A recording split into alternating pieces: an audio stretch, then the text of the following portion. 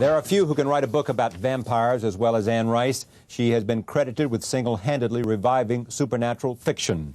She wrote her first novel, Interview with a Vampire, in 1976. Today, her 20 novels have sold more than 100 million copies worldwide.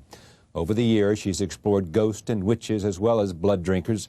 Her new book, The Vampire Armand, returns to where she began. It is the sixth book in her hugely popular series, The Vampire Chronicles. I am pleased to have her here to talk about whatever we'll talk about. Welcome back to the broadcast. Thank you. I'm glad to be here. How many times have you been on this show? I don't know. At least 4 or 5. Oh, no, whatever more than that means. No, more than that, maybe I 6. would think more, maybe. Yeah, probably so. It's always a pleasure. I always love it. Well, I do too. At long last, we're going to give Armand his due, aren't we? Just when we thought he was burned to death, yes, he comes back. Yes.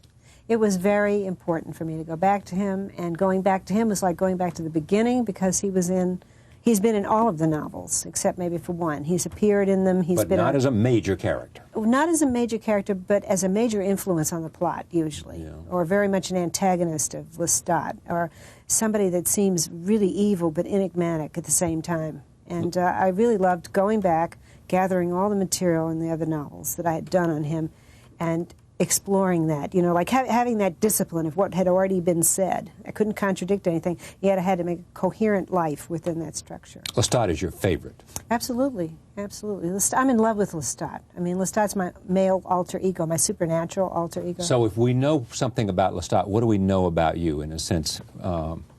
What does that say about you, that he is your alter ego? Well, most of my life I've lived in my dreams, in my imagination, and in books. I haven't been a person of action like Lestat is. I haven't been a romping hero the way I think Lestat is. And when I write in Lestat's voice, or even in Armand's, I can write through somebody who's having many more adventures than I will ever have. But I think that's the point of view of my kind of fiction. You provide for yourself what you're providing for the reader. An imaginative world where people can behave in a highly heroic or demonic fashion. It's very important to me to enter that world over and over again. And it's very important to me to try to offer to my readers something that will really take them out of ordinary life. And I hope they'll be enhanced when they come out of it. You wrote this in a blaze of spontaneity. Right. You didn't sit out and try to outline this, and you didn't carefully structure this. You just went to work. I'll tell you what had happened. I had outlined it over and over again for 3 years, and I threw that outline out. On December 1st, I went in and said, I've got to do this book. I've got to face Armand. I've got to face again the challenge of writing something that's a bang-up vampire story and absolutely transcends it. You know, it's got to transcend the horror genre. It's got to be more than entertainment, or life is not worth it for me, or I've failed life.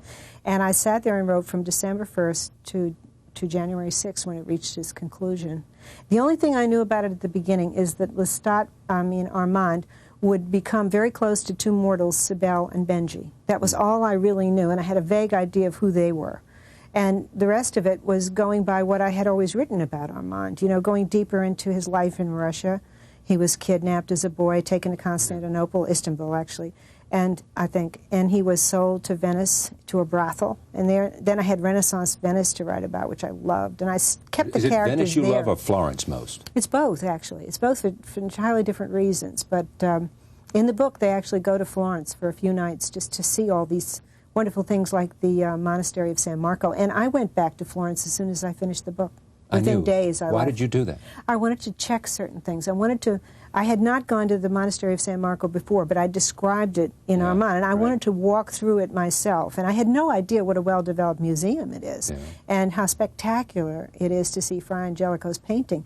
But I went there just to do that, and I saw all kinds of other things that I wanted to see, and then came home and immediately wrote a sort of Italian romance of a vampire novel, Vittorio the Vampire, which will come out this spring. Right. And it's my Romeo and Juliet, if I have one, of the vampires. And they're not vampires connected with any of the others, but they fit the cosmology. And again, trying to transcend, always trying to transcend. I mean, I don't want to just be a popular writer. You want to be what? I want to be a great writer. You think you have a chance? I don't know.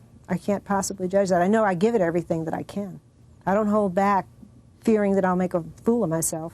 But do you believe that you are, or do you believe you have the chance to be? You can get there. I honestly don't believe. I think I may have the chance. I don't know whether or not I am.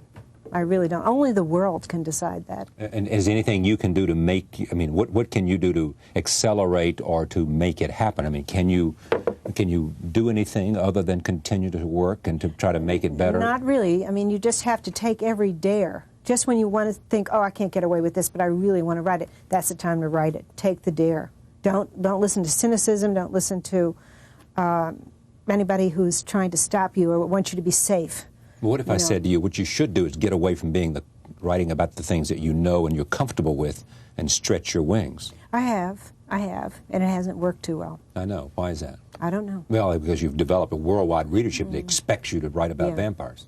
And they love your characters, too. And some of the books that I consider not to be so successful, they also love. I mean, there's always somebody walking up and saying, I really love Feast of All Saints. Well, I wrote that years ago. It was a complete flop, and I felt very bad afterwards. I never ceased to believe in it, but I just thought it doesn't work as a novel or all these people would dislike it. Well, right now, I mean, lots of people read that book and talk to me about it and tell me it's their favorite. Are you popular around the world?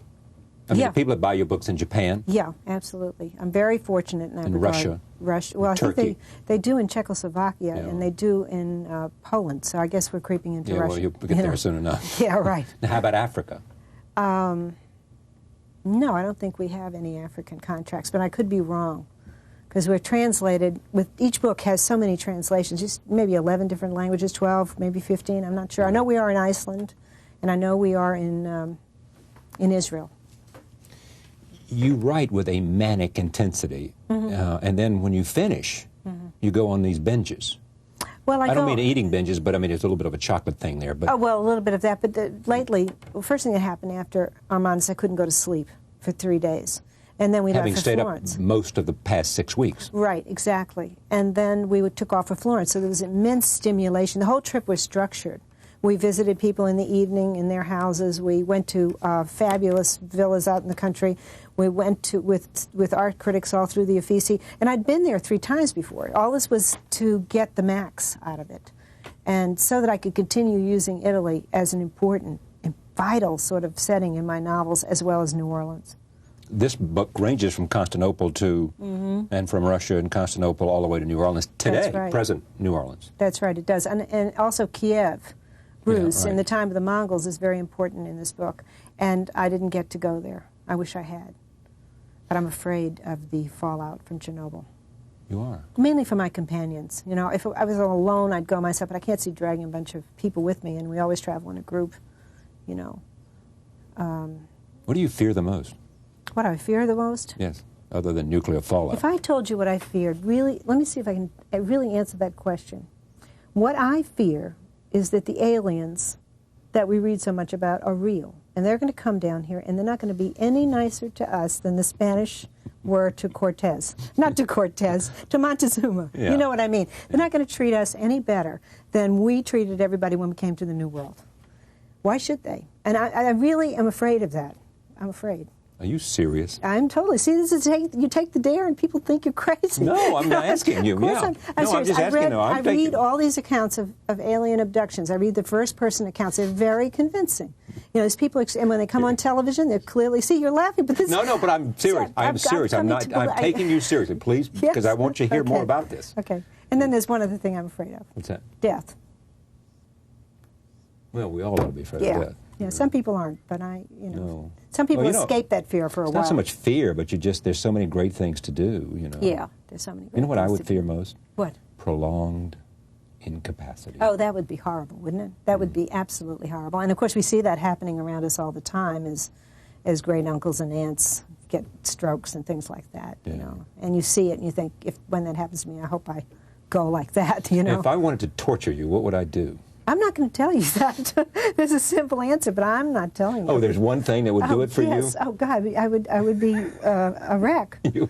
You'd tell me everything, wouldn't you? Yeah, but I'm not telling you what it is. Oh, give me a hint. Cockroaches, lots of them. Are you serious? I've told you something I shouldn't have told you. A little cockroach coming up. Stop that, Charlie. Come on, Charlie, please. Inside your jacket, that little cockroach. See, I knew you'd do this. Did you read 1984? Orwell's book? Remember when they got him with the rats? Oh, this is. I shouldn't have told I'm going you. to call you up in the middle of the night, and I'm going to Yeah, say, I see the impulse is sadistic in you. You're not saying like, oh, see, there's never a cockroach on the set, and you're saying I'll come get you with him. And you'll probably have a cockroach next time I come, and I'll go crazy through that curtain. You can count on a little cockroach. Oh, no. I'm not counting on it. Oh, God. Why cockroaches? I don't know. They're horrible little things. They live forever. Oh, talk about them. Yeah, right, listen, they do. you can't even nuke them. They survive. I've often thought about that fact, Oh, God, there are horrible little details about them. They just don't want to know. How about snakes? Not at all. I love snakes. Not a problem. Love snakes. Put them around my arms, down in South Beach and Miami Beach, people are holding them and they'll take your picture with them. I love them. Oh, you love that? Yeah, put them all around me. But put a cockroach on you. Oh, you wouldn't have time to take a picture. And it wouldn't be a good one. It would just be somebody's skirts disappearing out a door. So if those little aliens that you've been talking about want to get you. Back to Men in Black. Want to get you. I can see it now. They could just sort of flop down onto New Orleans. Well, There's a knock at your door. In the abduction accounts, they don't use cockroaches, so I've been safe so far. You think there's life out there? Oh, yeah. In other words, I think there probably is. As they say, intelligent life. Yeah. Other than this planet. Yeah, and I think the Christianity could be out there too. I don't think religion should panic when they face this question: is there life out there? I think any worldview that's well developed could extend to these planets as well. In fact, I read something, the Book of Urantia, in which Christ went to all the planets, and only on a few was he crucified. What was the difference? I don't know. They didn't tell us. It's a big book. It's about that You read big. a lot? Yes, I do. I read nonfiction. I read alien accounts. I read near-death experiences, and I read history. Just tons of history. So near-death experiences, that intrigues you too? Very much, yeah. I mean, all these things tie together, don't they? I mean, Yeah, death they do. and then aliens and... Yeah, they do. I mean, my books have to come from an obsession, no doubt about it. And I hope that's the best way to write. Is this cover do you have anything to do with this cover? Vicki Wilson came up with that cover. Yeah. She's my editor, and she really scores with the We covers. like Vicki, don't we? Yeah, I love Vicki. Especially after we've maligned editors. Yes. So we have to, I really we have adore to be her. good to Vicki I really now, adore don't her. we? She's a close friend. I love her. Really? Yeah, she's been with 20 years. We've been together. She published an But you interview don't with let her touch a vampire. word. That's No, I don't. You love her, And but you don't trust her judgment. I don't trust anybody. So why do you have this passage in here? Jesus speaking to Mary Magdalene. Jesus saith unto her, touch me not, for I am not yet ascended to my Father. But go to my brethren and say unto them, I ascend unto my Father and your Father, and to my God and your God. It's a complex reason. It has to do with Armand's religious journey from the Monastery of the Caves in Kiev all the way through the Renaissance, where he had almost a religious humanism, into modern times. It really just resonates with that. And also, I don't know what it means. If you could live in history as any character, who would it be? Oh, Peter the Great or Louis XIV. You like conquerors, do you? It's cold in France. It's cold in Russia. They don't have them. Anne Rice, the vampire Armand. At long last, he gets his book. Thank you very much. Thank you, Charlie. You were charming. We'll be right back. Stay with us.